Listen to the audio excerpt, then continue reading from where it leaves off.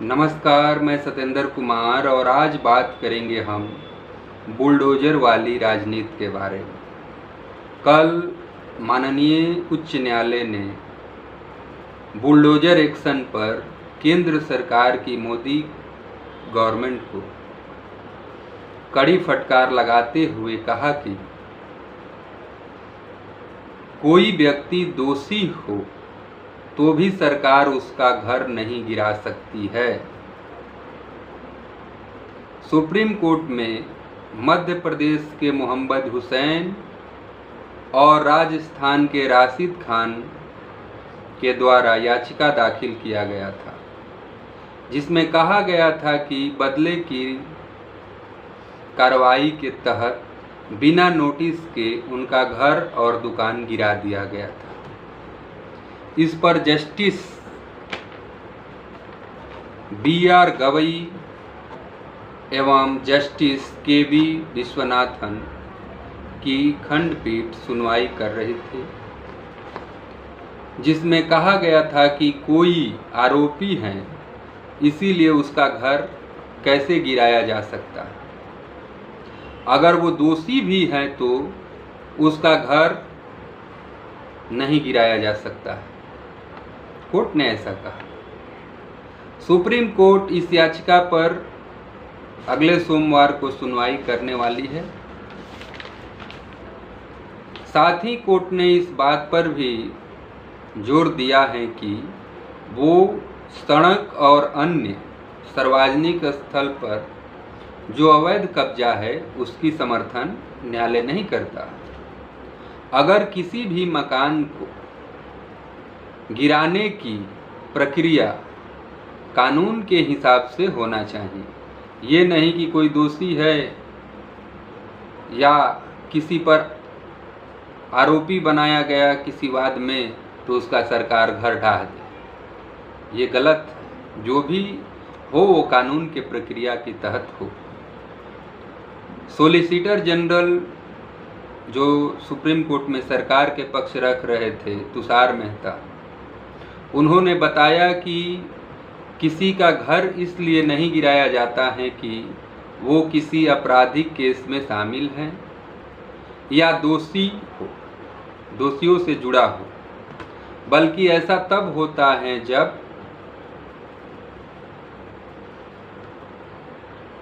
गैर कानूनी ढंग से वो जमीन कब्जा किया हो।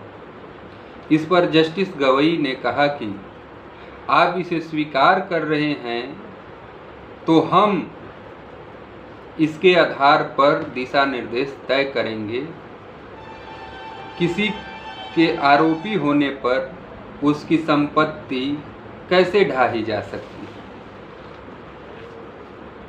बता दें आपको कि उदयपुर के रहने वाले 60 वर्षीय राशिद खान के तरफ से दाखिल याचिका में कहा गया था कि उनका घर जिला प्रशासन ने 17 अगस्त 2024 को ढा दिया था। ये सब उदयपुर में भड़की हिंसा के बाद हुआ था, जिसमें कई गाड़ियों को आग लगा दिया गया था भीड़ द्वारा।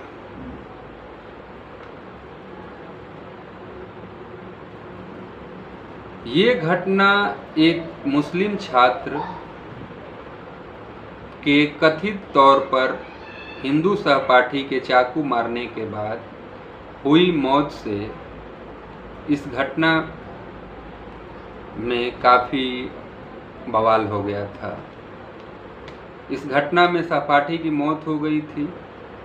आरोपी के पिता मोहम्मद हुसैन का कहना था कि प्रशासन की तरफ से उनका मकान और दुकान अवैध तरीके से बुलडोज़र लगाकर ढा दिया गया, जिससे वो ये याचिका सुप्रीम कोर्ट में दाखिल किए थे। आपको बहुत पहले नहीं, 2017 की जो यूपी की राजनीति शुरू हुई थी,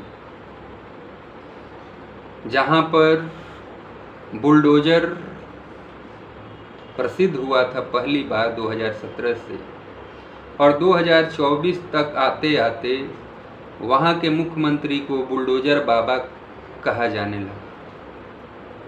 वहाँ से ये राजनीति मध्य प्रदेश और राजस्थान पहुँच गई।